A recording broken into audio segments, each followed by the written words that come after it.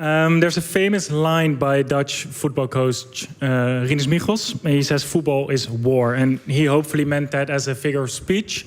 But tonight the subject of our get-together is football is politics, and we mean that literally.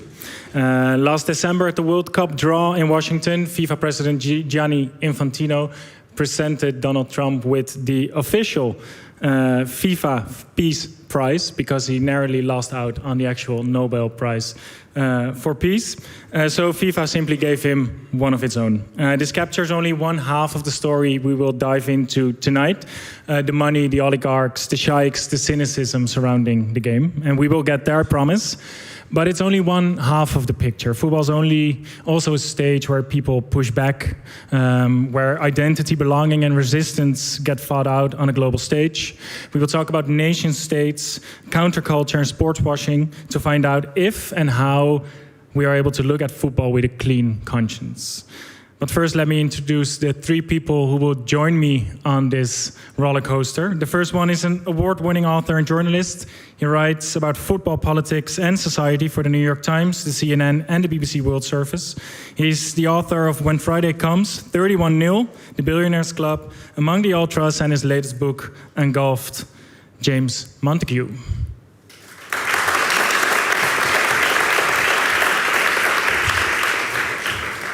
He is joined by a writer and journalist who migrated to the Netherlands when he was 4 years old. His second novel, the long-awaited Lang Verwachte, won him the prestigious Libris Literature Award. Since then, he's written plenty of books more. His subjects vary, but sports and a migrant who never really feels at home are recurring themes in his work. It's Abdelkader Benali.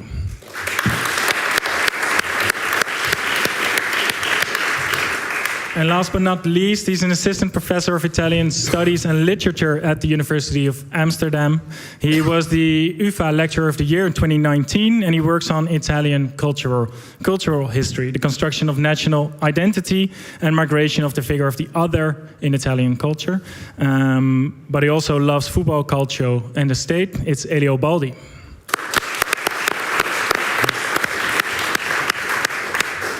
And before we start very quickly, you might notice one empty chair. Danielle Kliwon, who was also supposed to join us, fell ill today, so it will just be the four of us.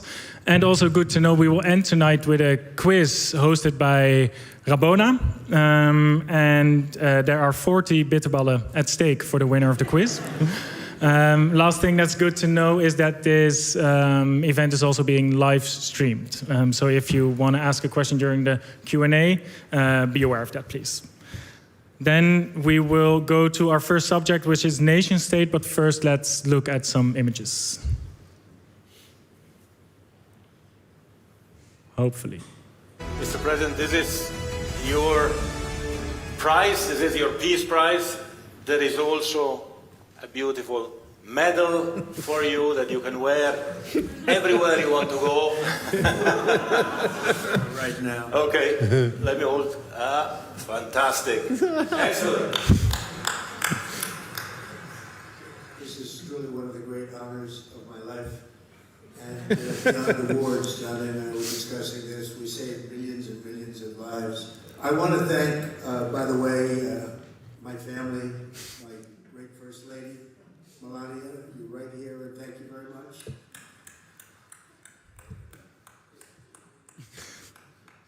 And I think you're going to have an event the likes of which maybe the world has never seen, based on the enthusiasm that I've seen. I have never seen anything like it. We've had a tremendous relationship, working relationship with Canada. We have our Prime Minister of Canada there, and we have our President of Mexico. And we've worked closely with those two countries, and the coordination and friendship and relationship has been outstanding. And I want to thank you both very much, and your countries very much. The world is a safer place now. The United States 1 year ago was not doing too well, and now I have to say we're the hottest country anywhere in the world, and we're going to keep it that way. Thank you all. Thank you. Have a great time. And Johnny, a tremendous honor. Thank you.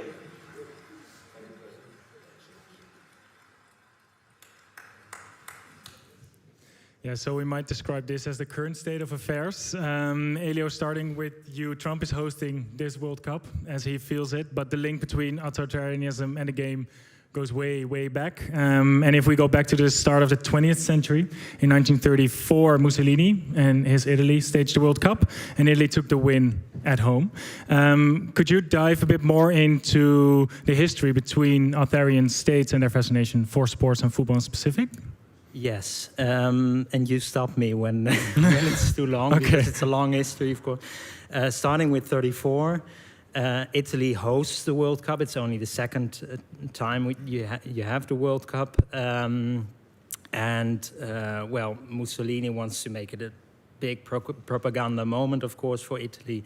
He wants to show that what real Italian men are, very masculinist approach to it. Football is a substitute for war.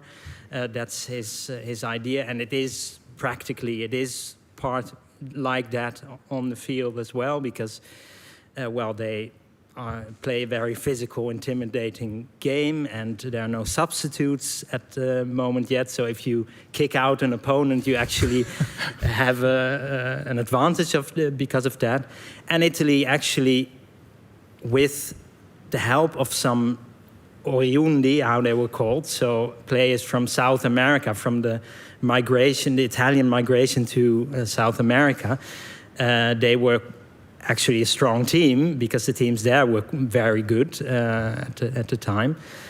And they managed to win, and Mussolini had the Coppa del Duce, so he had his own cup made, which was much bigger, of course. The connections to Trump are clear there. So, well, he uses that in 34, and they win again in 38, actually, in France. But that's a very different experience, because it's not in Italy, it's in France, and the Italian migrants there are quite critical, actually, of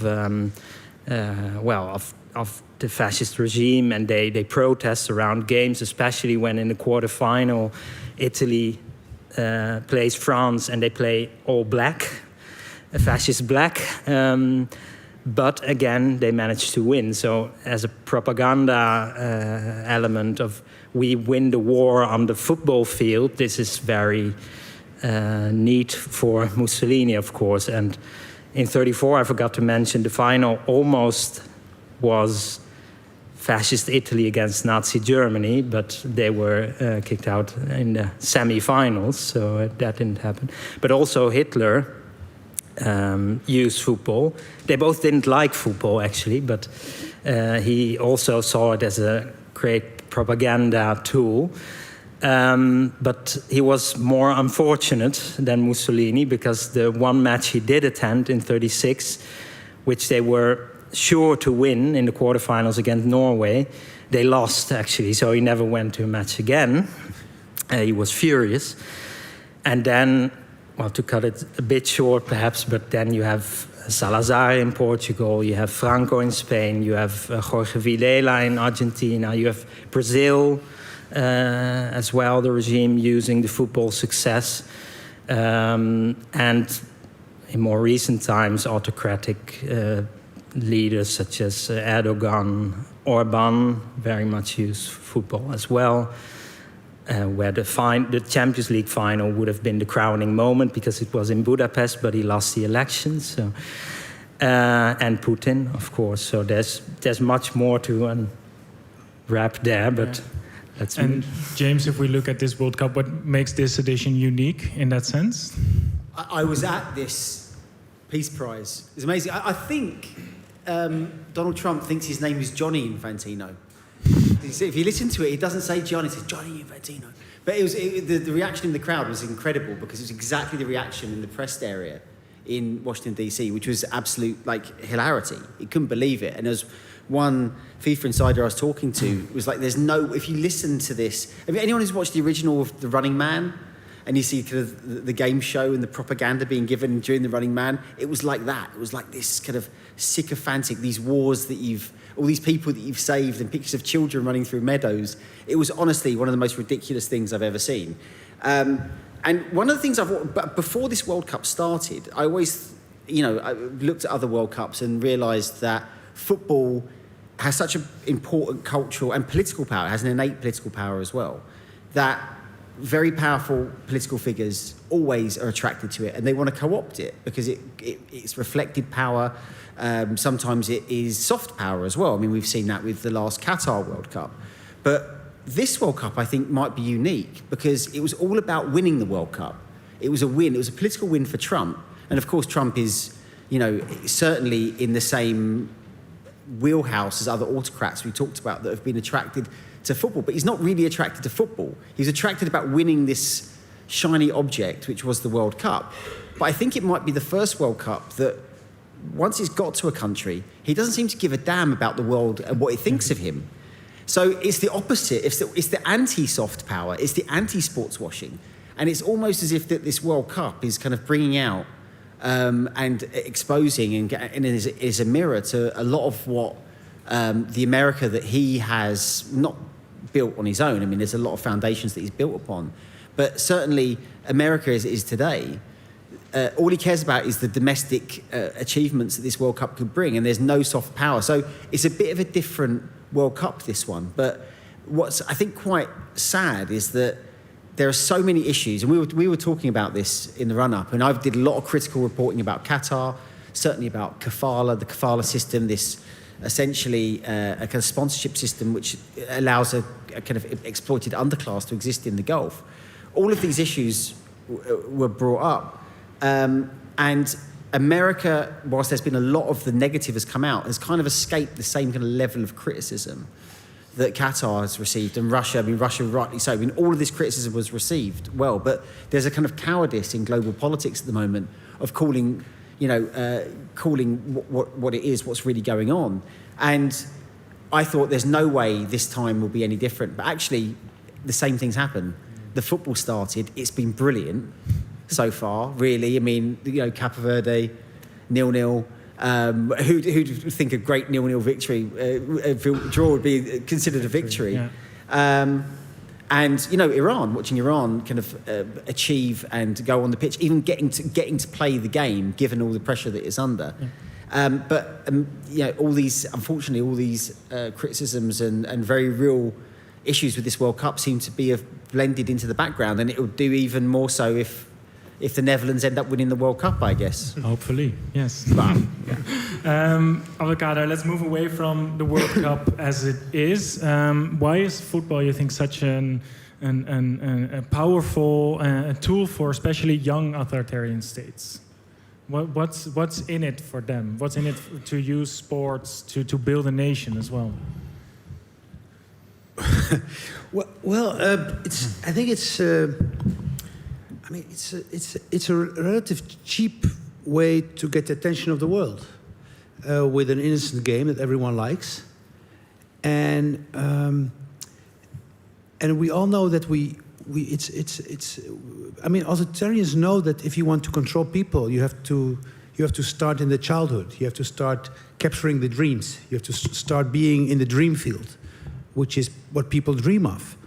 And we as children, we all dream of winning the World Cup.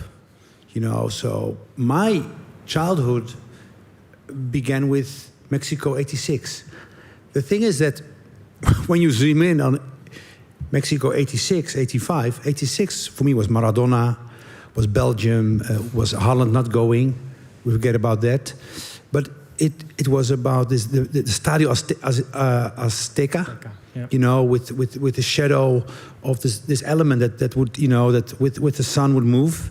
That's something magic. But I remember as a child, 1 year before '86, there was a huge earthquake in Mexico City, and we in school we would go and bring stuff that would be sent to Mexico to help the people there. And there was a protest at that time by Freek de Jonge, who's a comedian, to do not go to the Mexico World Cup. And also '78. But we know about '78 Argentina, but we don't know that also in '85, '86 there was an idea of there's an earthquake there, human disaster. What in your mind are you going to play football there? I mean that's decadent. Yeah. But we went, and it had to. So for an authoritarian regime or for, let's say, a capitalist regime, it's wonderful place to sell something to people that will be remembered for the rest of their life. To sell the dreams, but also be able to control. I mean, the dreams. I've been to the World Cup in Russia. I was sent out by the Dutch radio. 2018, yeah. Yeah, and because Holland didn't qualify, but we had a B scenario in Holland, which was the Moroccan team, because there were so many Moroccan players with Dutch roots. So I went to Russia, and I mean, I know about Putin, the Crimea, etc. But it was great. It was just a great World Cup. I mean, going to see Morocco play Portugal in the Luzhin Stadium, the famous Luzhin Stadium in Moscow, entering this park, it was something like, it was a kind of dream state. And I think authoritarian regimes of any form of manipulation, any form of controlling works through dreams. And football is a great vehicle for dreams. And Russians had the same. Russians loved that World Cup for the same reason. We went there and saw Russian culture. I mean, obviously has a deep and wonderful culture, as much as they're very problematic politically. But Russians said this is the freest this country had been in years. It was almost kind of a holiday before everything that was going to happen. I mean, the Ukraine war had already been going for 4 years, but it was a holiday before really the isolation truly began. Yeah. It's the same with Qatar in a way. I mean, we talked about Qatar. That Western countries were putting on the LGBTQ. Saying there's no freedom of sexual orientation in this country. People who are LGBTQ are persecuted. But from another point of view, the Qatar World Championship was one of the most freest World Cups in the world because it was held in a Muslim country where Muslim supporters really felt at home. They could go to the mosque. There was no alcohol in the stadium. They could go with their families. It was a place where they met with fellow Muslims from all over, where there was a kind of pride. So for them, and when you ask what is to Muslims, or what is your World Cup, it's a Qatar. But why? Because it felt like home. We were welcomed. There was no visa. There was visa, but there was no racism. There was no discrimination. There was no. You could order in your own language, and that's imagine going to a World Cup cost 10,000 euros. Look, when you're from the global South, and you want to go to a World Cup in the West, it's nearly impossible. The goalkeeper of Cabo Verde, great guy, he said, I'm happy I'm the man of the match, but I wish my mother was here. But she couldn't pay $15,000 as a kind of, for the visa. Yeah. So this is, for the global South, a big problem. They cannot go to the West because they go bankrupt on it. How do you view that tournament in Qatar? You've written quite extensively on it as well. Yeah, I mean, I was very critical in my reporting of Qatar winning that. They won it of course, it was festooned with corruption, but then FIFA was an extremely corrupt organisation, so that wasn't unusual. I mean, my main issue, I lived in the Gulf. I visited, the first time I went to Qatar was in 2004. I went in 2004 because they suddenly started putting money in football. And I remember going to interview Marcel Desailly in the middle of, he was playing for Al Gharafa in the middle of nowhere, and he'd been given one last big contract. I think the De Boer brothers were there. I met both of the Boer brothers who were there, and they were I can't remember, they looked so alike. I think it was Frank, but it might have not been. And he goes, I've had the press up to here my entire time. But it's all in Arabic, so I don't understand. that was his way of looking at it. Right, I go to a foreign country where I don't understand the language and I can get away with all the criticism. But it was very clear all the way through that the kafala issue would become the issue, this mass exploitation of workers. So it's completely legitimate to, as we say in English, to drag Qatar over the coals, to criticise them for it, to try to bring about some kind of reform. That's why you kind of do the kind of reporting. You want to kind of put a spotlight on injustice. And so, that was one and a legitimate target. But I've also, my first book is When Friday Comes, right? And it's a book about football in the Middle East, Arab and Persian culture, also in Israel, telling the stories of this culture in the Middle East, trying to tell it. I was a simpleton 28-year-old, just being an idiot, running around to these, turning up in Tehran to do a match. But you saw a beautiful side of the game and a beautiful universality to football. And it was the same also in Qatar. So having, and I talk to someone, my wife is Syrian, is an Arab. I loved Arab football culture. So the idea, and there was a certain amount of racism about the idea that there's no football culture here. Why should the Middle East get a World Cup?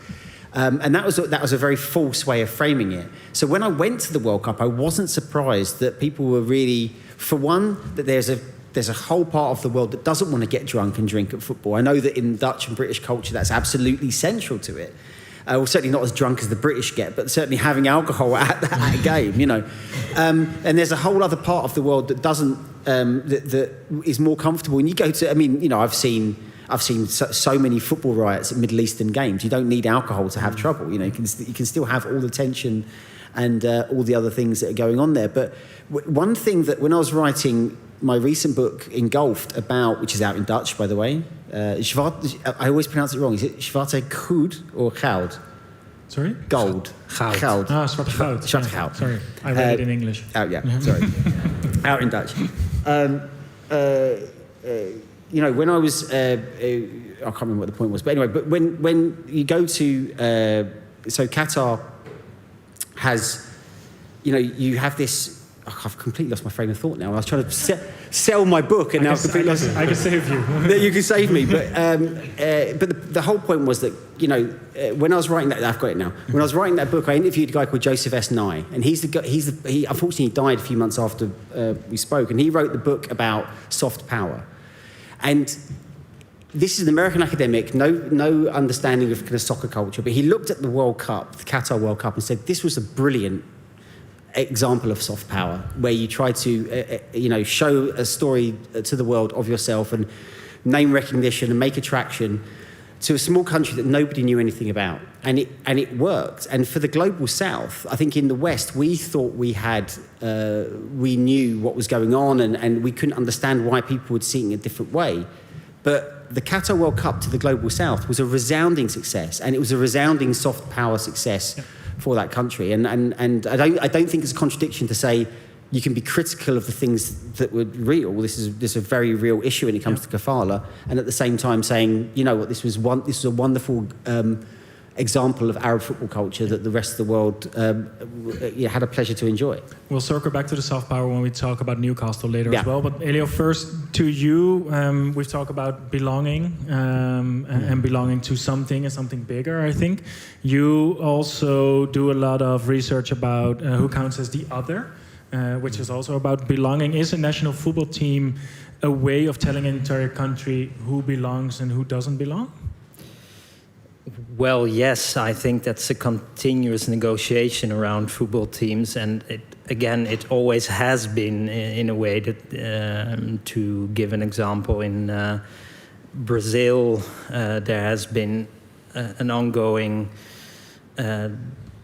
debate about, black players in the squad, in the national team, and in 1950, at the beginning, there was this very positive framing of the ethnic diversity of Brazil, and that was framed very positively until they lost, and they expected to win, but they lost. It was a shock loss, and then you saw that the people blamed mostly were the black players, and I think this is something you see from then to now, whether it's England players missing some penalties who happen to be of players of color, whether it's in Italy as well. Not a lot of non-white players in the squad, but the ones who are there, they are picked out, and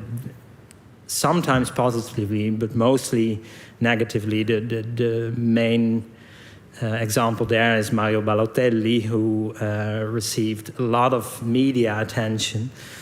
And I remember one particular example, which was meant to be positive, but you see that there's an undertone there where you have a famous picture of him scoring a winning goal, and he takes off his shirt, and he sort of stands there like a statue, and it was all over the newspapers, but the text that accompanied it was li abbiamo fatti neri, which is an expression to say we showed them, we beat them in a way, but it literally translates to we made them black. So the combination of the text and the photo was unfortunate. Unfortunate, yes. Yeah. Abdelkader, I want to end this part with you because there's been a lot of discussion also on players raised in France or in the Netherlands who have North African roots and increasingly also choose to play for instance, Morocco or Algeria rather than the country they sometimes grew up in. And to the heritage nation, that's a homecoming. It's a very positive story. But for the European countries, it's also kind of proof for them that these players were never really part of the country they grew up in. How do we need to look at this? What does football also give an opportunity to players to say things they're not able to say in public? Well, this is a form of hypocrisy, of course, because when they choose to play for Holland, they were always seen as not really Dutch. You know, they would say, "How can Moroccan play for Holland?" And as you said, you know, when a black player missed a goal with roots in the colonies, they always said, "Why is it that he is missing the goal? He doesn't like our country." Then the consequence would be that these people think, well, then, if my position is so ambiguous, I better get out of it, because if I win, I'm damned. If I lose, I'm damned too. Yeah. And now the whole agenda is, you choose for Morocco. Why don't you choose for Holland? Which is strange, because everything was leading up to this internal doubt of why do you choose for Holland anyway? So. For me, what is more interesting now is that sometimes I'm thinking, wow, how is it that in 1988 Holland won European Championship with a lot of colonial players, Ruud Gullit, Frank Rijkaard.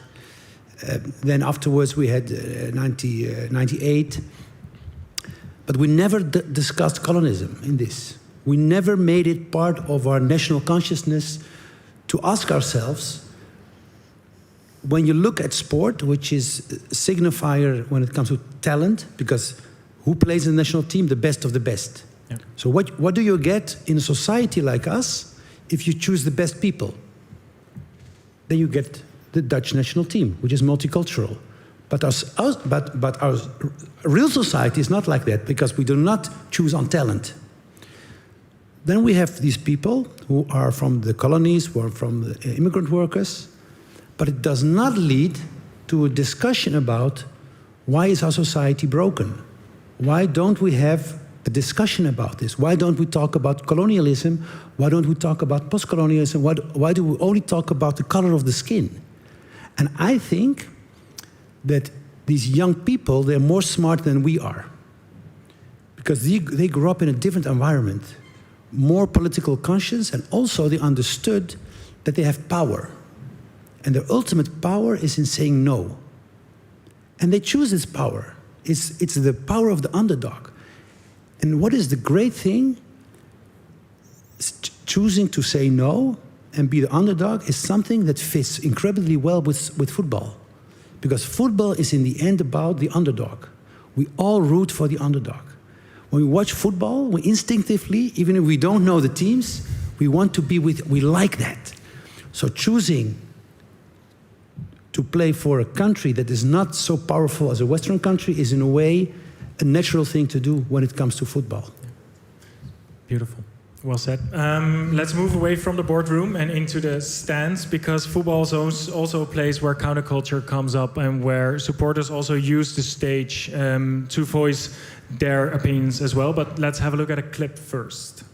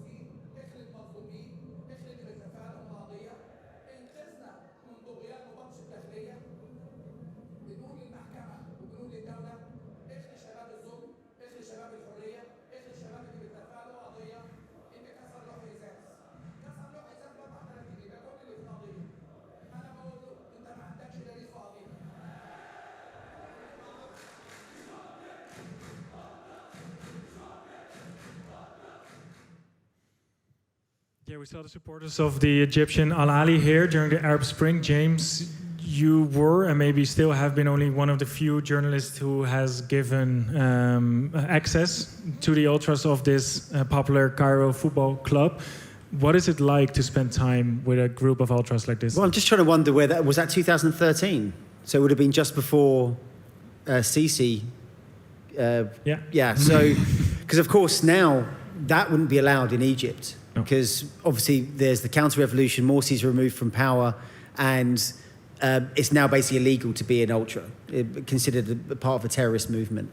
And I mean, my first experience of Egypt was in 2007, and I went to the big derby, Al Ahly versus Zamalek in Cairo. 100,000 people go to this game, often quite a violent game. There'd be a lot of fighting going on. And at that point, Hosni Mubarak was president, but he'd been in power for decades, and the country was it really felt like the darkness before the dawn. It was a miserable place. It was really unfree. And I met this group of guys, and there was some women there as well. It was a very kind of multi-religious space within the Cairo International Stadium, where a small group had a guy called Amir Fahmy, who was a young guy. He'd studied in Milan, had gone to watch AC Milan play, and thought, right, he loved Arsenal, loved Ahly. I'm going to bring back a piece of Milan back to the Cairo International Stadium. And I was lucky enough to be there for their first ever TIFO, this big kind of choreographed display that they had, which commemorated a 6-1 victory against Zamalek they'd made a few seasons before. And I didn't realise then when I met these guys, and there was like a mini riot. We ended up getting stoned later, went to a bar, watched some kind of like Egyptian punk rock being played. It was like a proper like Cairo experience, right? And I didn't realise that I'd met what would become was the genesis of this revolutionary force, because Egypt was so unfree and there was so little space, you couldn't organise political parties. Political parties were virtually banned. There was no free press. This was before the dawn of social media.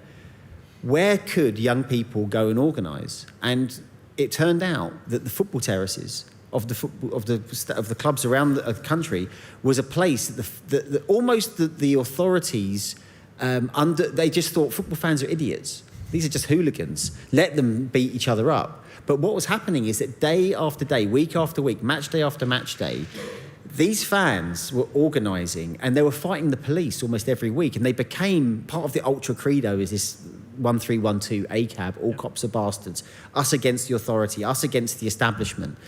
And it grew in numbers. So this small group of guys that I met that were maybe 50 to 100, next time I went in 2009, it was 5,000, 10,000. And now the police didn't know what to do with them, because, if there was a political issue, they were there on the streets. They were almost uncontrollable. So when the revolution kind of breaks 2 years later, you have this incredible scene where in Tahrir Square, you have the ultras come together in the square, and these were the only people that really had any experience of how to fight the police, what to do if you got tear gassed, for instance, just practical how to manage in a protest, how to manage in a riot. They knew what they were doing. And so the way that it was described to me by activists, and also to Amir, unfortunately he died of cancer, for his tragic story, he died a few years later, was that there was 3 groups. There was the activists, there was the Brotherhood, the Muslim Brotherhood, the religious part, because you couldn't really control the mosque, and you had the ultras. And so when the revolution was won, and a lot of that was down to the people who were on the streets, who were literally fighting the police to win their freedoms, you also saw marine flares. You saw the songs that I'd heard them writing on the terraces, which they were singing to the police in one of the most unfree countries in the world, was now the songs and the soundtrack of the revolution. The ultra aesthetic was the aesthetic of the revolution. You'd see Ahly flags and Zamalek flags being sold in Tahrir Square alongside the flares that you would buy and you'd fly. So by the time the revolution was won, it resembled a football revolution as much as a political revolution. Yeah. And Abdelkader, Morocco was the host of the 2025 AFCON, and they will co-host the 2030 World Cup. And in the supporters of Rayo Casablanca, they have mostly young group of ultras as well that voices their dissent on the stands and outside of the stadium. How does their relationship with the politics look like, and can we expect anything more coming up to 2030? Well, when it comes to, I think, national team, I mean, I think the people will be much more rallied around this idea of, you know, the Moroccan team, you know, as a unifier of peoples. But when it comes to the Raja Ultras, it's a whole different ballgame. It's a really very, very politically inspired, and they're the underdog. They chant the songs like the people, I'm oppressed in my own country. Bloody Del Mooney, right? It's Del Mooney, song, which became a kind of alternative national anthem of people who felt depraved, who felt left out, who felt forgotten by the government, who felt on the margins, and seeing this Morocco turning in a Morocco of two speeds. A speed is modernizing, going forward, getting, you know, the Africa Cup, the World Cup, you know, and the Morocco that's standing still. And the song they sang on Sunday was not a sportive song or even a football song. It was much bigger than that. It was saying something about, it was a love story. It was a tragic love story of people falling out of love with their own country. And that resonates. That resonates very, and at that moment, because people don't believe the media anymore. They don't believe politics. They don't believe the structures. They don't believe schools. So what's left then? Who sings truth to power? This is this very loyal ultras that come from Casablanca, who come from all margins of society. They come together on Sunday to perform this ritual act of not only supporting the team, but also giving way to all these emotions. And that became kind of catharsis for millions of Moroccans. And it boils over into society as well. Well, Generation Z. I mean, we're not talking about Generation Z who went to the streets a couple of months ago. Yeah. You know, they have been demonstrating, and in a way, the enthusiasm and also this feeling of representing a country through songs, through gathering, through activism is also is for sure inspired by the support of the Raja. And there they unite. They feel that they're standing up for the same cause, a better life for the normal Moroccan who has great difficulty to survive in a society that is becoming harder and harder to endure. And this song in particular, it exists far outside the stadium, and it's the same in Algeria as well, where the songs from the terraces again become these anthems of protest. And I think the other thing that to mention, I remember interviewing, I think he was the deputy president of North Macedonia.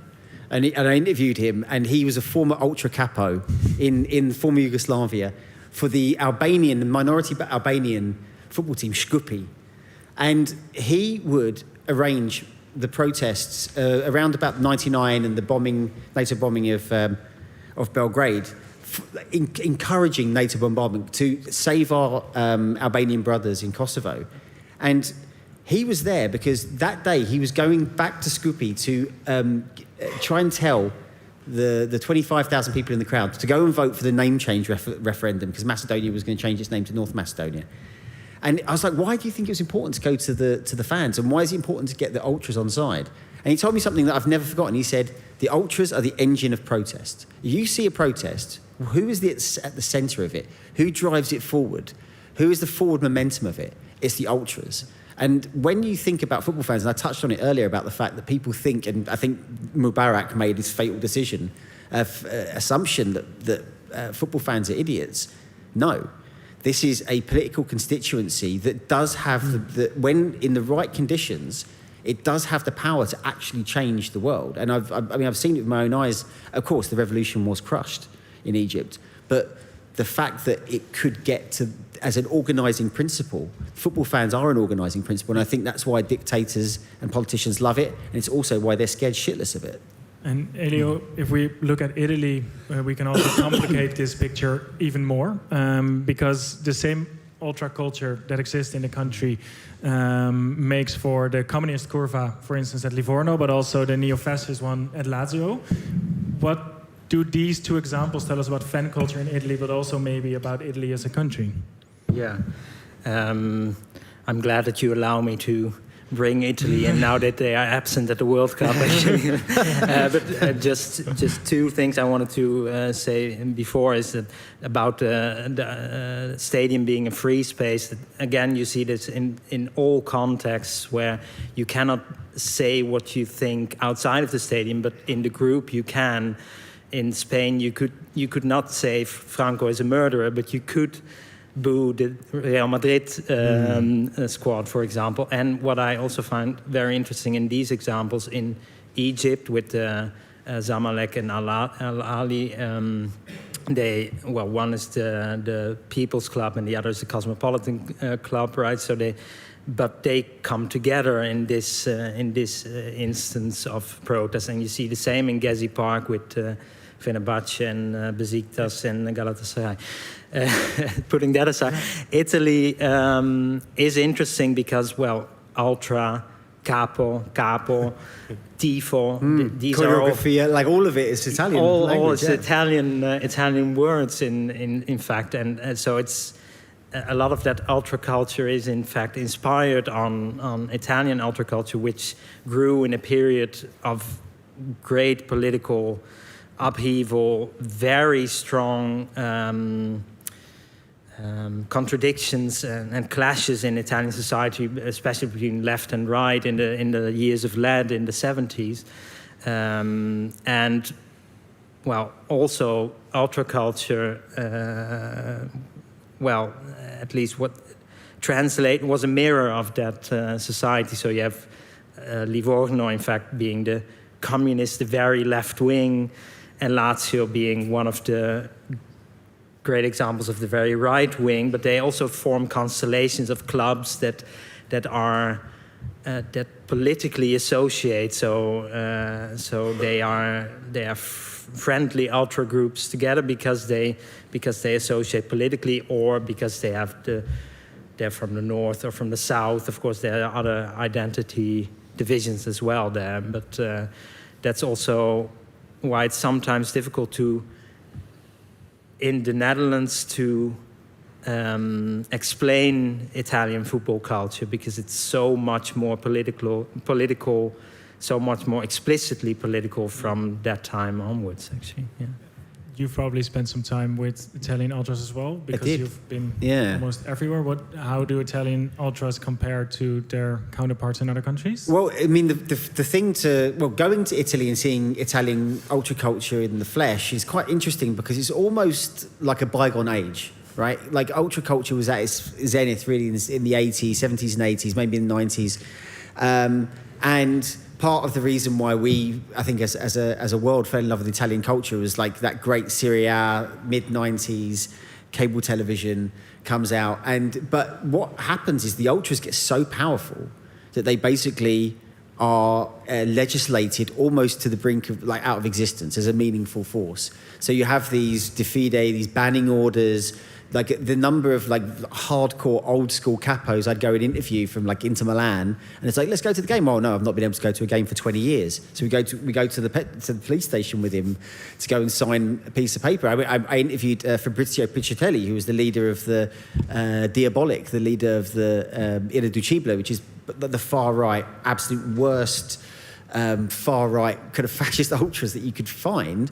I mean, essentially, he almost took over the club. He almost managed to, along with the Italian mafia, take over Lazio, took over all the merchandising. I mean, almost took over Italian football. So when I got there, it was almost like, this is at the end of the end of 2019, 2018, 2019. It was almost like a museum of ultras. There's still loads of great ultra culture, and it's kind of having a resurgence in the lower leagues. Where you see the real element of ultra culture that has this kind of youth, almost like a punk rock ethos, going back to kind of the kind of Italy of the 70s and 80s, is when you go further afield, where people are at the early stages of adopting it. So one of the countries I found the best for ultra culture was Indonesia. Like, you just wouldn't have expected, but Indonesia, it's like it is the go-to youth cultural experiment for young people to really show, a disdain and a resistance to authority. to the point where, I mean, I was going to games and it's a truly remarkable mix of secular, religious, covered women, people who are kind of cosplaying Green Street Ultras, dressed up like I would have dressed up in the 1990s, you know, like ridiculous. Burberry, it's like 35 degrees out and he's wearing a Burberry long jacket. Yeah. You know, adopting the British Railways, nationalised British Railways symbol from Great Britain, because that's what the ICF, my team West Ham, would wear. They've fully adopted it, and it's become their own. So if you go to an Indonesian football match now, you have capos, you know, you have tifo, you have, you know, everything is. So in a way, if you want to see the heart of Italian culture, ultra culture, it's not Italy that you go to. You go to North Africa, you go to Morocco, you go to Algeria, Egypt before the revolution, and ultra culture was essentially destroyed. Indonesia, the Balkans. I mean, you know, the global South. Even going to LA and seeing how fans of LAFC had adopted it, because in American football culture, it's much more of a middle class game. But LA is such a melting pot city that you have this kind of ultra culture, but very progressive. So you have female capos, which is something you don't really see in the rest of football. It's on the periphery, and that's where you see that it still has this beating heart, and a powerful one at that. Yeah. To finish up this section, Elio, I think the Egypt example is really telling, with the crowd rising, it coming to a boil, and then a regime banning it or jailing it or trying to control it again. Is there a current or historical example where this rebellion culture from football really causes true and lasting political change? True and lasting political change. Or maybe one of the other two has an example. Or is it just this dynamic that we see coming back? You're not going to get... like street movements, I think, it's problematic having lasting change from any street movement, right? Because the whole point is you're bringing the street into a political structure that's very difficult. And I don't think that you should look for the role of, or the organising principle of any activist group in society, whether that's, you know, artists or ultras. What they are there to do is to show the mirror to the ugly face of the regime and break it. And that's what ultras have done. And you know, this is what's happening in North Africa. This is what happened in Egypt. Eastern Europe in particular.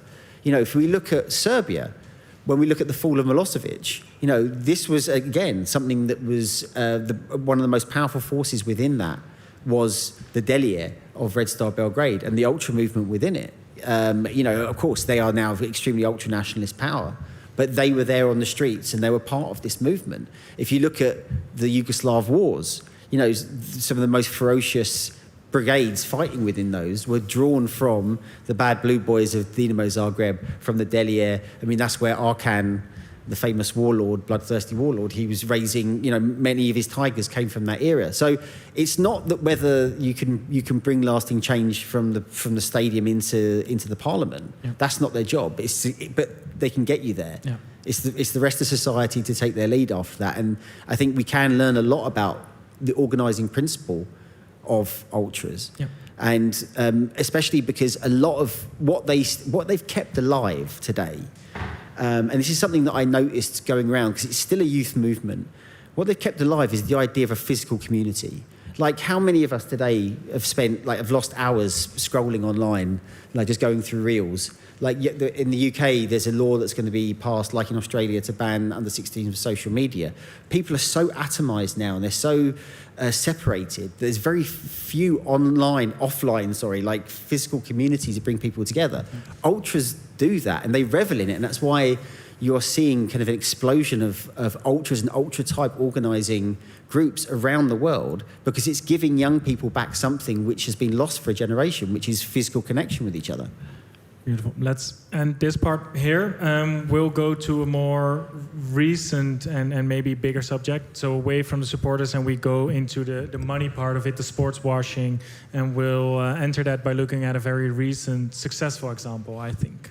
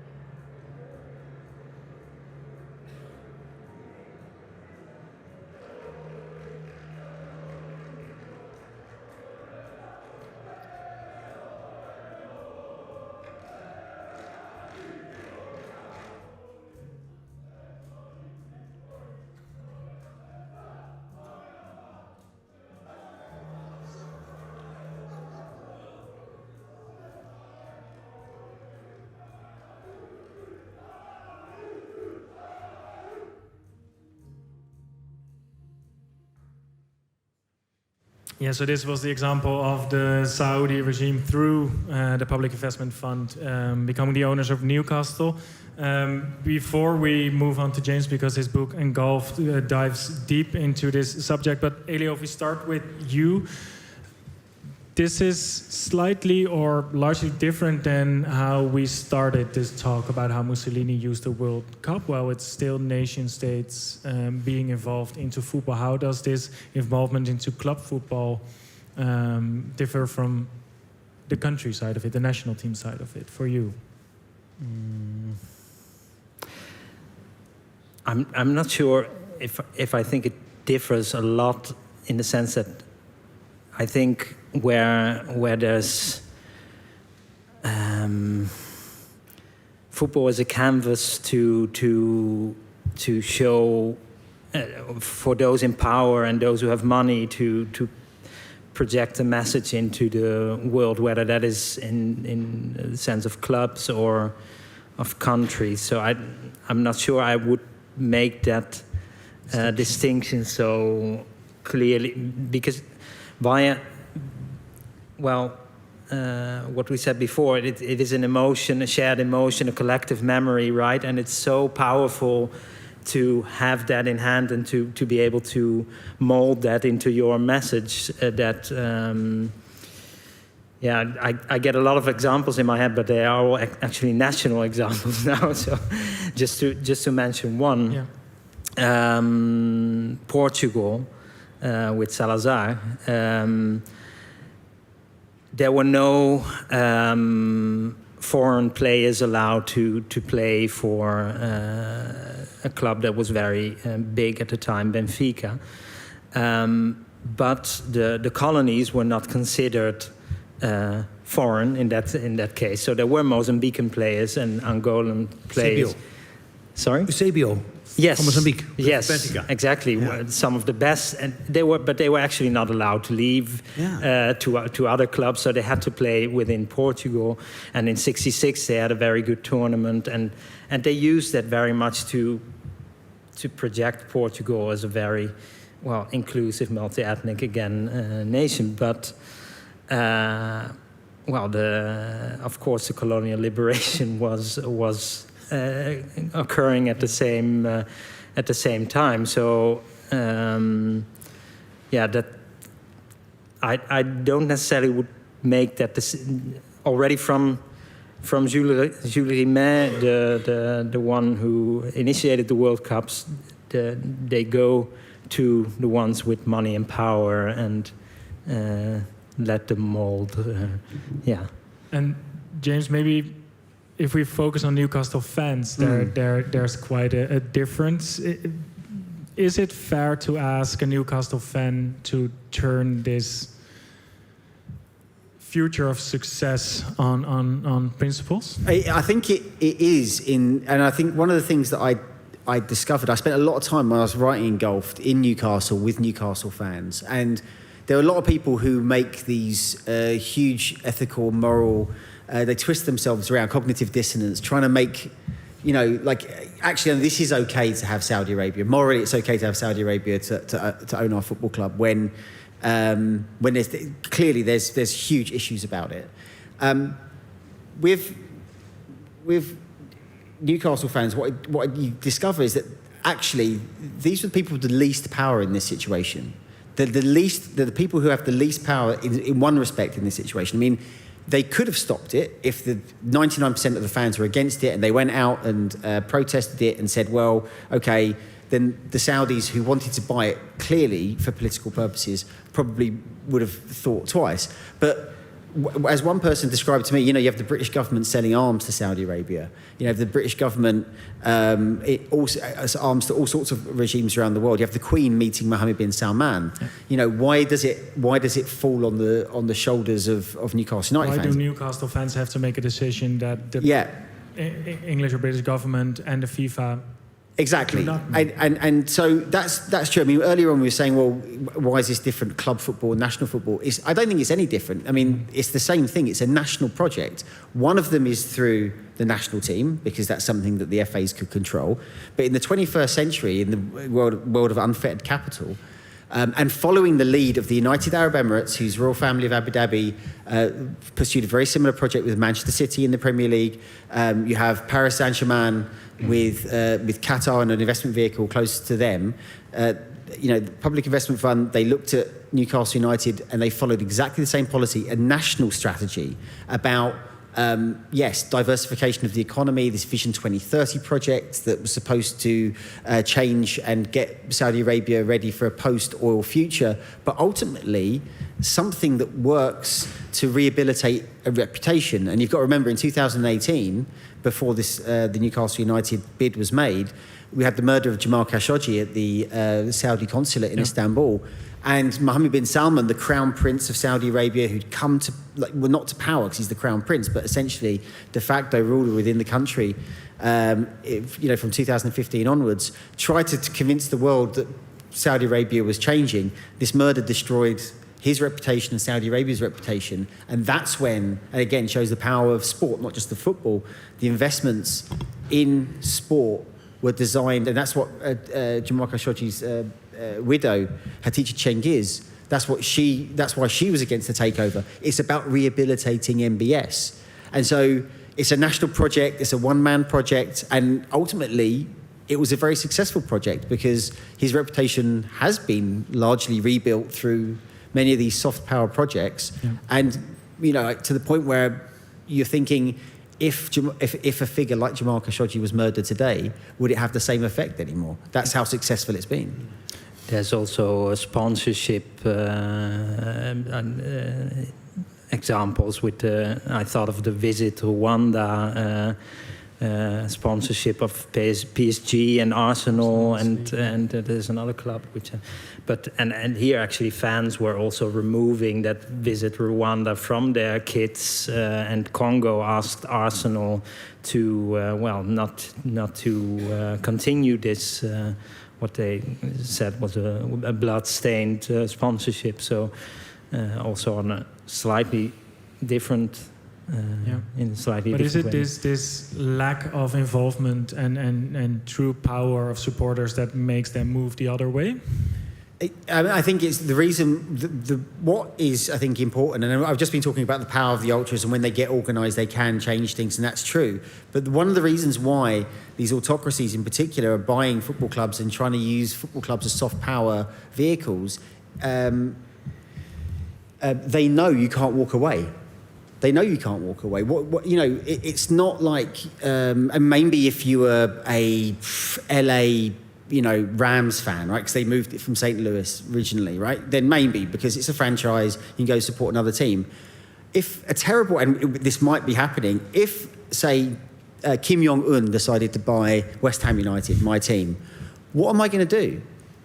I might say I'm not going to go and watch West Ham anymore. That would be a blessing, because that stadium we moved into is fucking awful. Will he move stadiums? Yeah, well, that's it. Maybe, look, if Kim Jong-un, I tell you what, if Kim Jong-un comes in and decides to move back to Upton Park, he'd win the election, he'd be Prime Minister within a year. He's like, that's what we're talking about. Like, fans, there is that element of the organised fan base of the ultras. Again, this is a slightly different football culture. But there is also, you cannot also kind of walk away from it, because it's my relationship with my father. It's my relationship with my grandmother. I've got 3 generations of family who would go stand in the chicken run before they knocked it down. Yeah. I can almost, taking my daughter to her first, we watched when we lost the semi-final of the Europa League together. I know she was wearing a West Ham top. The images, the memories that you have connected to your family. Yeah. And in some families, a lot of families, it's the only glue that's holding people together. But the people that are buying and looking for these soft power investments also know that. No one is going to go to war over whether it's called X or Twitter. No one's going to get a tattoo of Uber. Probably some idiot's got a tattoo of Uber somewhere, but no one's getting Uber tattooed on their bodies and on their chest or face or whatever. And so that's what they're buying. They're buying this. It's almost, it's not a product. It's something you can't walk away from. And so that's why these investments, I think, are so successful. Yeah. And if we look at national team football and the role of the FIFA, I think we've come from a time where the FIFA always used to say we are not political, politics is around us, we do not engage in that. But with the FIFA Peace Prize, we see a completely different movement. Is FIFA changing, or is the attitude of politics towards FIFA still changing?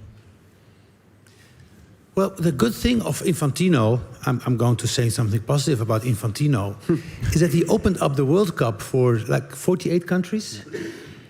And this has bringing so much joy to millions, billions of people at this moment. I mean, Curaçao is playing on the World Cup. They lost 7-1 to Germany, but I fell in love with the team. I felt that the people I know from Curaçao, they are my brothers too, and my sisters. People from Cabo Verde, I feel connected with them. So it's strange, but I feel connected. The thing is with the World Cup, it's a fairy tale. It's something that begins in dreams and ends in dreams. It's just a fairy tale. There is no nationalism anymore. There is no national team. Most of the teams are diaspora teams. Tonight, Senegal will play against France. They asked the president of Senegal, what do you think of this? I said, Monsieur, pas de problème, le gagnant est Afrique. The winner of tonight will be Africa. There was a guy who scored for Australia. The guy was born in a refugee camp in Tanzania, parents from Burundi. He made Australia was a huge continent. He made Australia, from that point of view, if you take this perspective, which for me is a much more realistic perspective than this idea of that we are talking about national teams and that we are talking about of kind of purity and fair play, there is no fair play. The team that I loved the most in the 90s, there were two teams. One is Barcelona. They had no shit sponsor. But the other team was a team that was constructed, bought, and made by a master manipulator of media and right-wing politics. He was the creator of European populism. He got us all in the sack. His name is Silvio Berlusconi.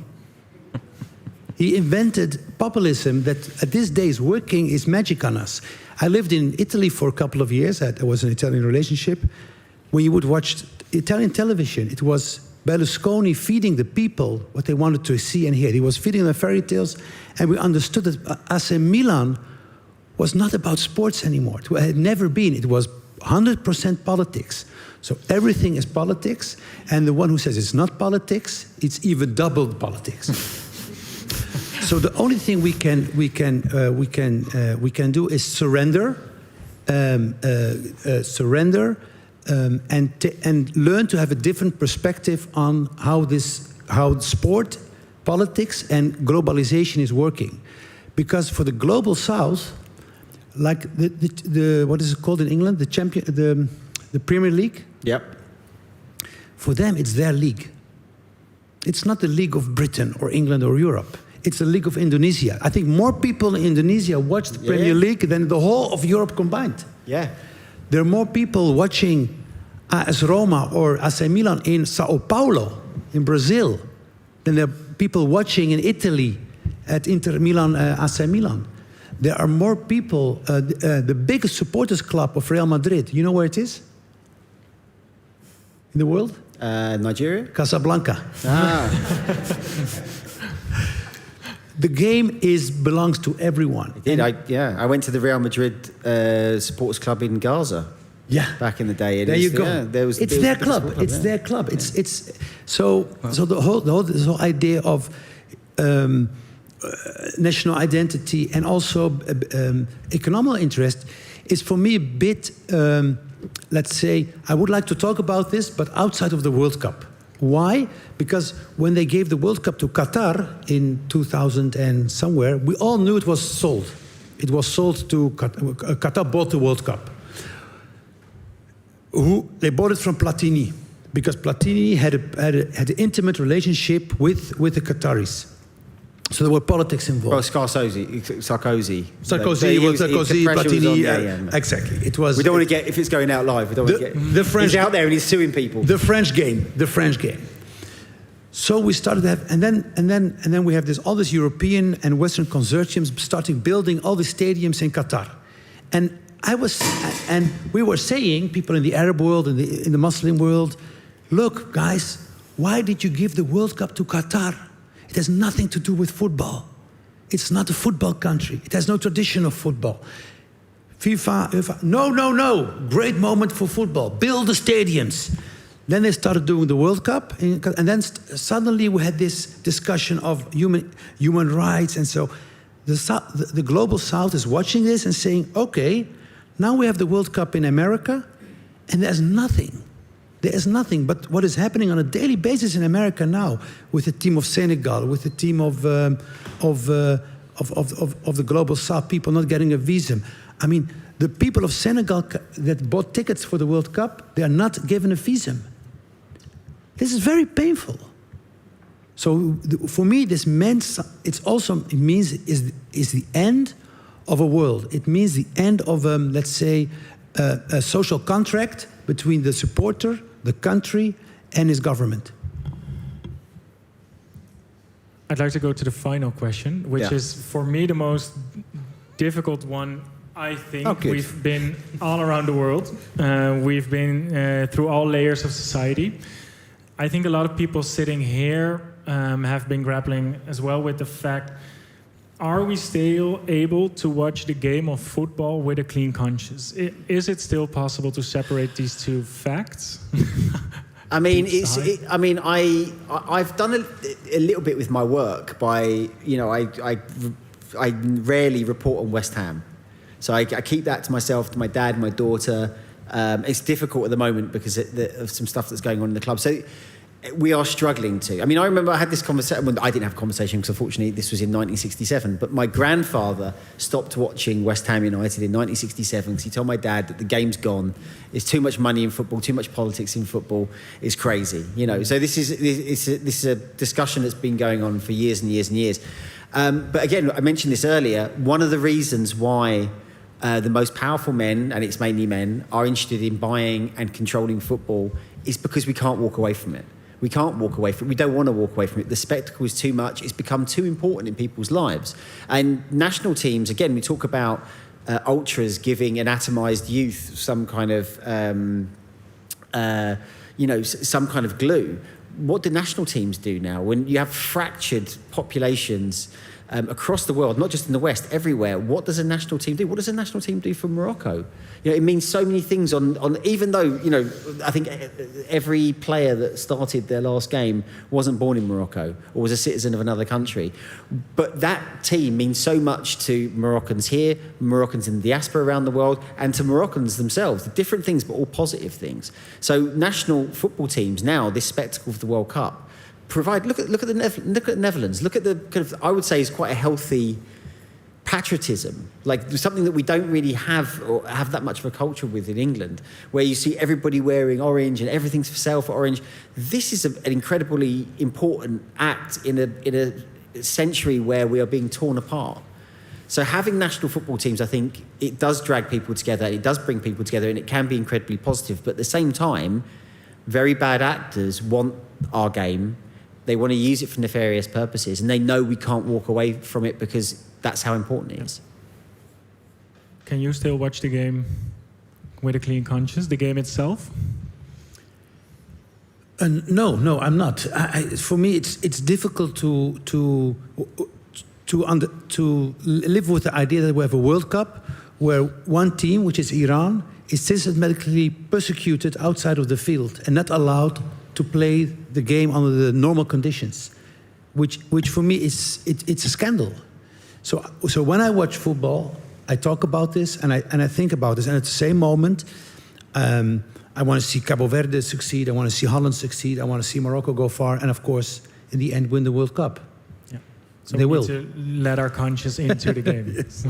Well, I think England will win the World Cup as well. I do too. Coming home. Football's coming home. Football is coming home. But I do want to say, I don't know how many of you are Anglophiles. I guess some of you might be. But England, like the funniest thing about the "It's Coming Home" debate, and I had an "It's Coming Home" T-shirt. I almost wore it today, but I thought it might start a riot. So, but "It's Coming Home" we're laughing at ourselves with "It's Coming Home." It's from like 1996 when we hosted the European Championships, and we lost every big game we played in. You know, we fumbled the ball every single time, and so we're kind of laughing. It's actually poignant. It's a poignant, like, yeah, we have these delusions of grandeur, but we fail every time we have to take the final step to win something. But because I think England are pretty unpopular, there's a great. I didn't see the opening ceremony, or one of the 10 opening ceremonies they've had at this World Cup. But apparently, the 2 flags to be booed by the US team, by the US crowd. One of them was Iran. Okay, there's a war going on. The other one was England. We're not well liked around the world. But if I can just take a little bit of the edge off it, it's coming home is us laughing at ourselves, but football is coming home. We'll remember when they go out in the semi-finals. Yeah. Elio, if I end up with you, I don't want to be too nasty, but it won't come home to Italy. No. So I can comfortably boycott this. Can you look at the game itself with a clean conscience? Well, I agree with the fact that it brings a lot of joy as well, and that we cannot forget that as well. So that is important. It's also good that the people who host the World Cup cannot control the discussions around the World Cup. They cannot control the journalists, what they write about. So, for example, in '78, our own Frits Barend went and asked about he interviewed the mothers of the desaparecidos back then, and well, there was another journalist writing about the football. So I think it can also in terms of creating a good reputation, it's not always that simple as we will host the World Cup and that will this will automatically come of it. Yes, exactly. So that is part of it. There is. Can we not walk away? I think around me I do see sometimes that people choose imperfection, maybe lower league football, which is the pure version of football.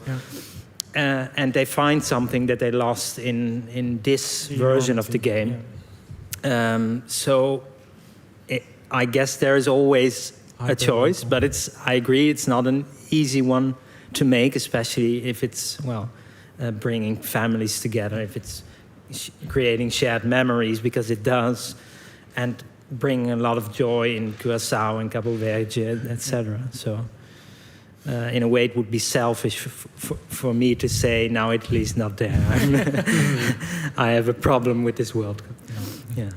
Thank you all, three of you, for your insights. I think we have a few minutes for some questions from the crowd as well. So if you have a question, please raise your hand and then the mic will come to you.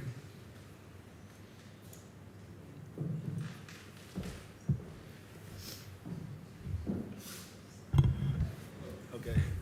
Hi, I've got a question for Abdelkader. You said it is a good thing Infantino did. The tournament is getting bigger and bigger for Cape Verde and for Curaçao. But is it? Because name a country besides Italy what is not joining the World Cup, and it's all about the money, right? So that's my question for you. Yeah, it's in the end all about how to say it. The month of football. This month of football is boiled down to 90 minutes of football, in which you get the chance to root for the underdog. And that for 1 month long is great. It has something sweet.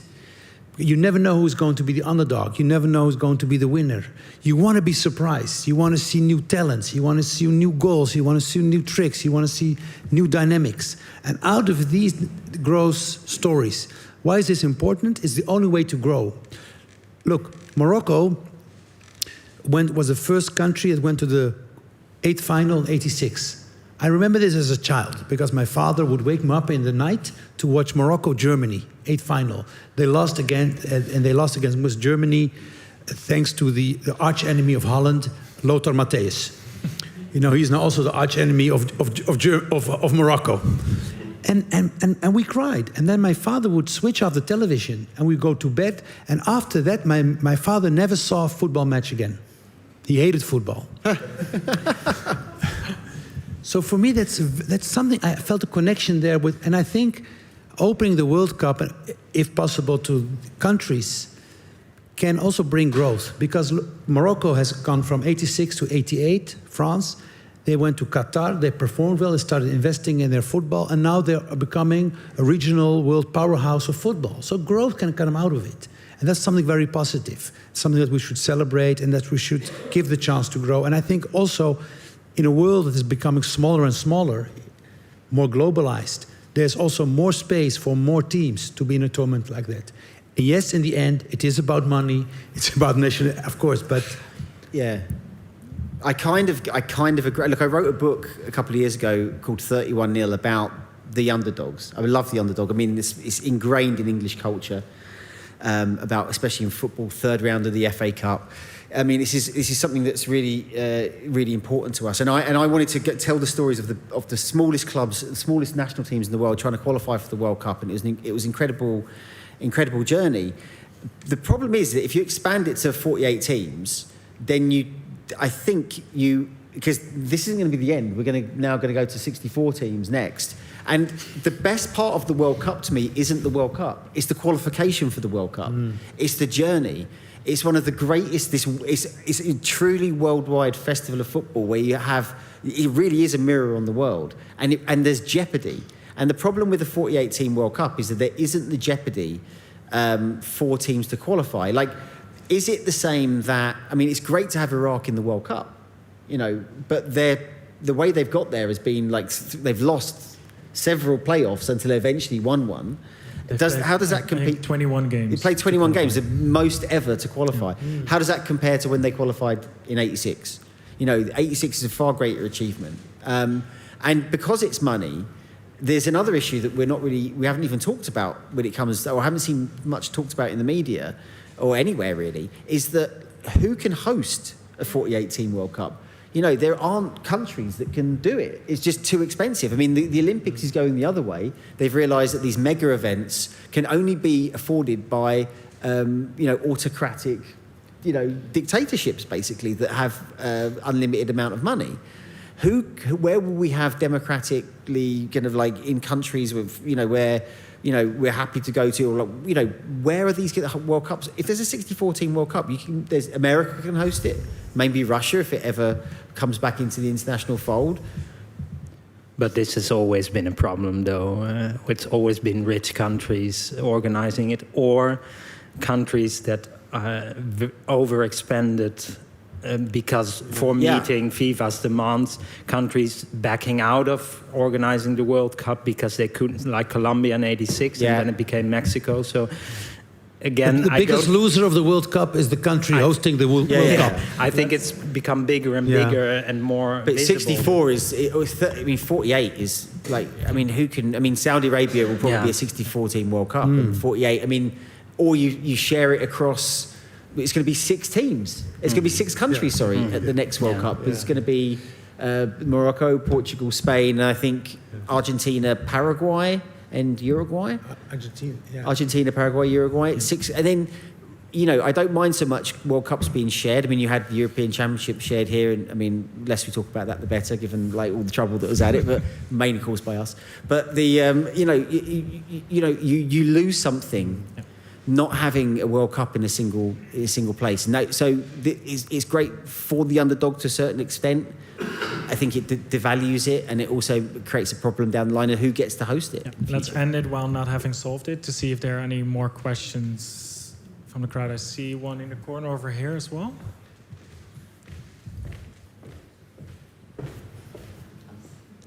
Hi. So my question is a little bit about the sort of multinationalism, multi-ethnic nature of the World Cup and football in general.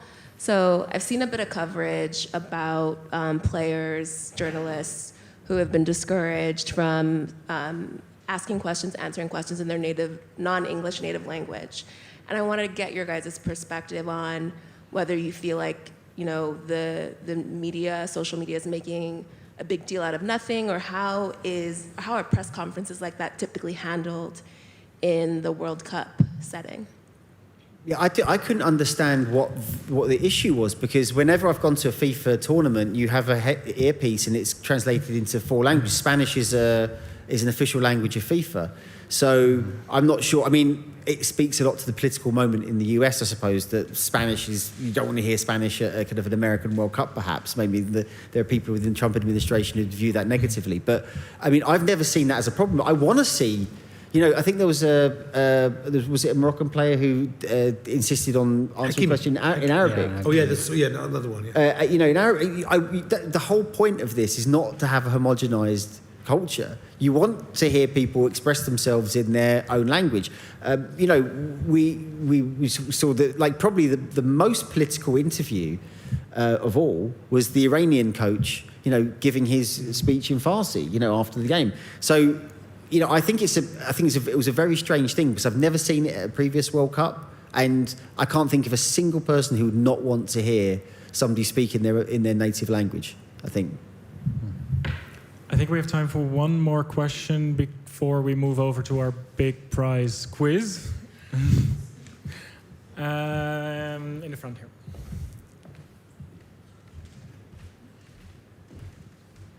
Yeah, hi. I was wondering about like club teams that perform sort of a like semi-national team duty. I guess like Ahmed Sportif being sort of the unofficial national Kurdish team, or like Barcelona, which was like a place for like Catalan identity to be performed. Like, do you think these places, these clubs existing, they can be like a great focal point of identity, but can they also increase tolerance of these ethnic minorities, or do you think they invite more like tribalism against them as well? It's a difficult one, because I mean, Ahmed Spor Ahmed Spor, I lived in Turkey for the past 5 years, so I've seen their rise, and of course you had Diyarbakir Spor before them. You know, the reason they exist is because of, you know, the inherent discrimination against Kurds in the southeast of the country, and the difficult. Thank you very much. The difficulty that Kurds have. I mean, if you just see how even now Ahmed Spor's fans are met when they travel, and you'll see this next season in the Turkish league, it's really going to show. I don't think it'd be a very positive thing to see it. The reason it exists, the reason they exist to encapsulate Kurdish culture is a kind of failure in a way. That it has to, because where else is it going to be protected and enshrined? I think Barcelona is a slightly different issue. I think within the Spanish system, it allows to have, and you have also other clubs that represent certain different languages and ethnicities as well. So it depends in the context, but certainly within the Turkish context, I think it's something that people have to organise, because they have no other, and the roots of Barcelona are the same. If they have no other route to express their identity, then a football club is a very good way of doing it. I'm going to end it there, not before saying that it is possible to watch the Senegal-France match in the cafe afterwards, so please hang around to do that. I want to have a round of applause for Elio, James, and Abdelkader at the table with me.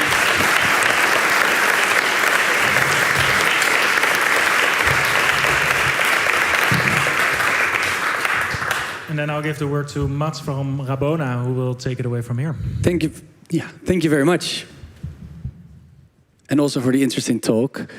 So, are you ready for a quiz? Can you hear me very well through the microphone? Because I can't hear myself. Yeah? Well, I would be excited if I was you, because we have 40 bitter balls as a prize. So it's quite a big prize. We don't only have the bitter balls, we also have the Balie scarf.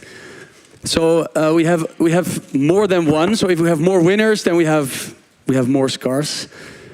Yes, there it is.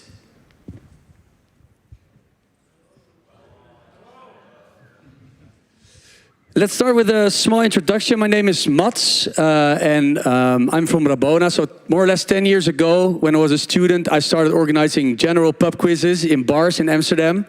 And then a few years ago, I decided to switch to a football quiz. And in 2 hours, the first edition of the Rabona football quiz was sold out. 12 teams in Ruk en Pluk. Maybe people know it. It's in the east of Amsterdam. And then I decided to do it a bit bigger.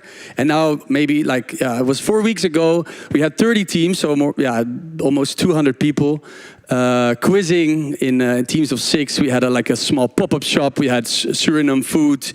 We watched the Champions League final afterwards, so it was like a big football party. This is the first time I'm going to do something different. And the way we're going to do this quiz, also very important to mention, I do this with my brother normally, but he's at another event around France, Senegal, so he couldn't be here, but he really deserves a shout out, so I should be mentioning him. Well, how are we going to do it? We're going to do a quiz, and it's inspired by an old Dutch television program, more or less 20 years ago. It was on TV. It was called Holland Sport. Maybe people know it. Because every time it was on TV, they played the game petje op, petje af. Cap on, cap off. Well, we don't all have caps here. I see some caps. So we're going to do it differently. We're going to do the game keep standing or sit down. So I'm going to ask a question, and you get 2 options. The first option is keep standing, and the second one is sit down. Is it clear? Okay, so stand up, everyone.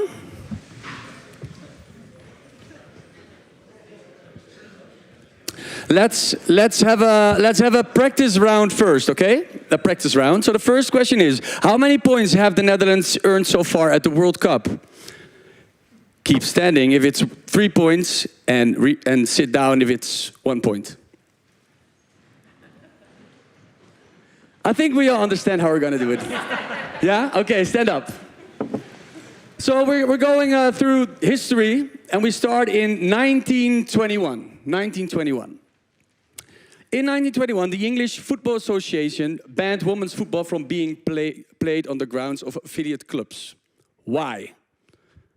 Keep standing if you think it was because, according to the FA, women's matches were becoming too popular and posed a threat to men's football.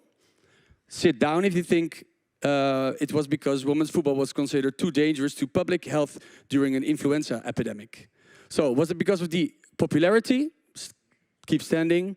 Or was it because of public health during an influenza epidemic? Sit down.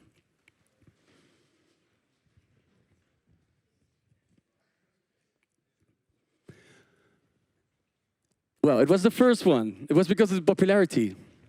Yeah. So if you're out. If you were wrong, you're out. Oh, sorry, that's a very important part. Yeah, you're out right now. So you can order bitterballs, but you're not going to get it from me. So, but this is quite interesting, right? Because it was the ban was not lifted until 1971. So women's football was just too popular back at the time. So then we go to the 1934 FIFA World Cup. It was held in Italy. We mentioned it before. Which statement is true? Keep standing. If Mussolini initially wanted to cancel the tournament because of political tensions and unrest in the country, he believed a football tournament would only make matters worse. Or sit down if you think Mussolini used the tournament as a propaganda tool. He wanted to demonstrate the superiority of his system through sporting success. And the tournament also served as a distraction from the dictatorship and repression within the country.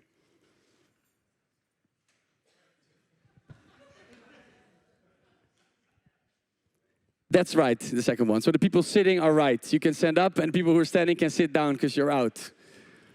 Yeah. He also was an example, as mentioned earlier, for Adolf Hitler, because 2 years later there was the Olympics in Berlin. And Adolf Hitler really wanted to see whether this would work or not, the propaganda tool. Question 3. Let's see whether you were paying attention earlier this program. So Italy also won the tournament in 1934. Keep standing if it's true, sit down if it's false. Okay, you paid attention. 4. The Second World War. During the Second World War, all major international football tournaments were suspended. Keep standing if it's true, sit down if it's false.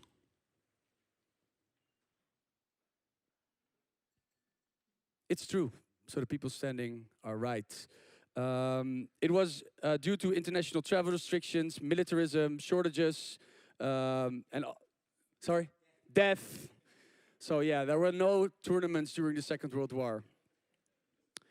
5. Shortly after the Second World War, apartheid, which is also an English word I learned today, I didn't know that, began at South Africa, where the government introduced a system of racial segregation. Which statement is true?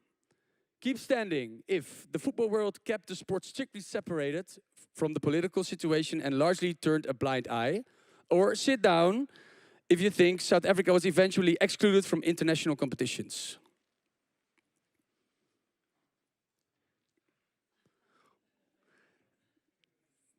South Africa was eventually excluded from international competitions, yeah. So from 1961 until the abolition of apartheid in 1992, South Africa was banned from participation. No tournaments for South Africa. Let's see, how many people do we have left? Quite some, right? You're doing a good job. We have 9 questions left. As we all know, Franco, we mentioned him sometime before, was the dictator of Spain. And one of the terrible things he did was suppress Catalonia, which was the reason why FC Barcelona turned into a sporting symbol of democratic resistance. One reason for that was that Catalan could still be spoken relatively free in and around Camp Nou, the Barcelona stadium. Since 1968, the club's motto has been Més que un club, which means more than a club. What is true about this motto? Keep standing if Narcís de Carreras first used the phrase in his inaugural speech as Barcelona president in 1968. Or sit down if you think that Franco once used the phrase sarcastically in a television speech, after which the club embraced it and adopted it as its own.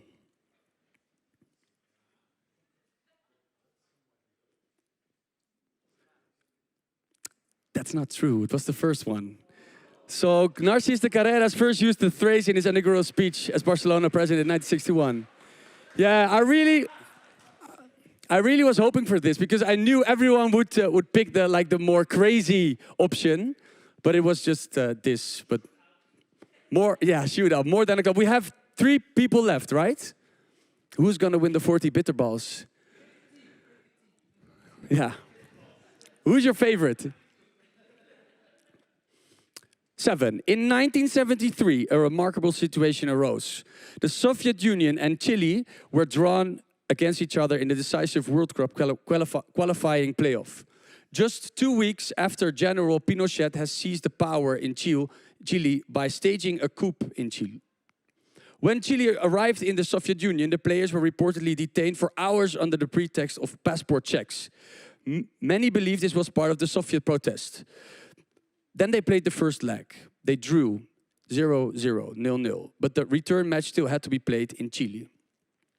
The designated venue of the match was Santiago's National Stadium, which at the time was also being used as a detention center by the regime. This made the Soviets refuse to play the match, but FIFA replied by approving the fixture. What happened next?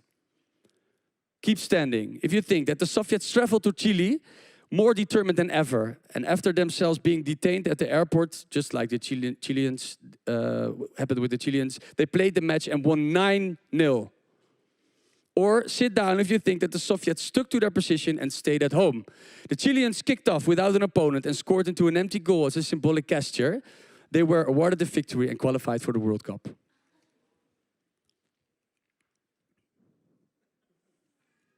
Oof. It was the last one, so you're out and we have 2 left. Yeah. So after this goal, after the 1-0, the Soviets had to do the kickoff, but there were no Soviets, so that was the moment when the match ended and Chile went to the World Cup of '74. We moved to the Cold War. We moved to '74. What is true about this World Cup and about the Cold War?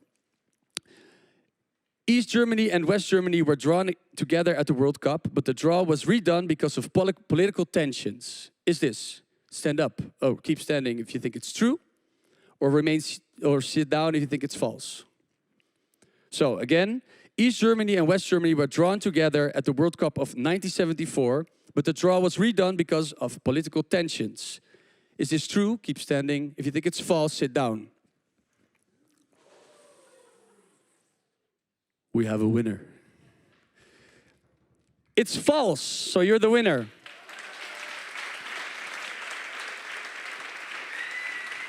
$40 bitterballs. Yeah. In fact, those two teams, East and West Germany, they played each other and East Germany won. It was the first match of the tournament. But at the end, West Germany won the tournament. Yeah. Thank you very much for your attention. Thank you very much for participating in the quiz. Congratulations. And maybe we see each other at a Rabona event someday. I hope so. Enjoy France-Senegal.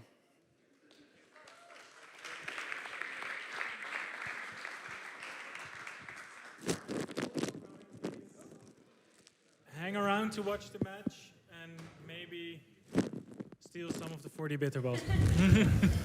Thank you all.